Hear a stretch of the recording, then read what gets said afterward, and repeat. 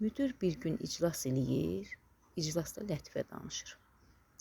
Otaqda olan 10 nəfərdən 9-u gülür, bir nəfər gülmür.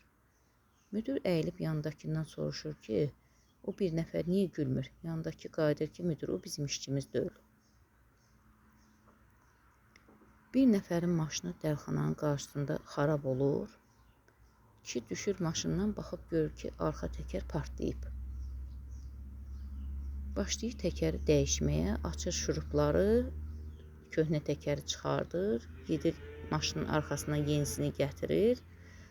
Bağlamaq istəyəndə baxıb görür ki, şurupları harasa qoyubdur. Nə qədər axtarır, şurupları tapa bilmir.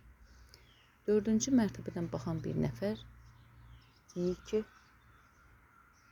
o biri 3 təkərdən şurup aç, hərəsindən bir dənə gətir, bu təkərə bağla.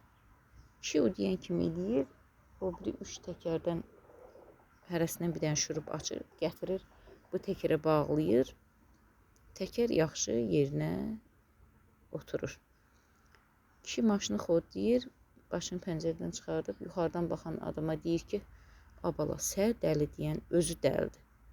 Yuxarıdaya qayıdıb deyir ki, mən dəli deyiləm, bu dəlxananın müdiriyəm. Bir nəfər qayalıqda gəzəndə ayağı sürüşür, yıxılır. Əlləri asılı, qayadan asılı qalır, sallanır. Qoxa-qoxa çörülüb aşağı baxır, görür ki, aşağı uçurumdur da, başlayır qışqırmağa. Ay aman, kömək eləyin, kimsə yoxmu, kimsə yoxmu, kimsə yoxmu? Bir də görür, başını belə çıxardanda görür ki, onun tərəfə ayaqlar gəlir, iki dənə ayaq gəlir, kimsə gəlir onun tərəfə. O gələn adam yaxınlaşıb buna çatır, deyir, kömək eləyin, mən buradan xilas eləyin. Deyir, ay qardaş, mən sənə kömək eləyərəm, amma bir şərtlə.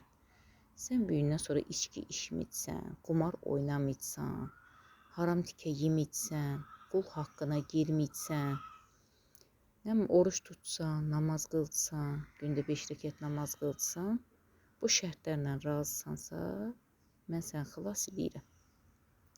Qayadan əlinlə sallanan başını acı yana eləyib qışqırır. Başqa kimsə yoxmu?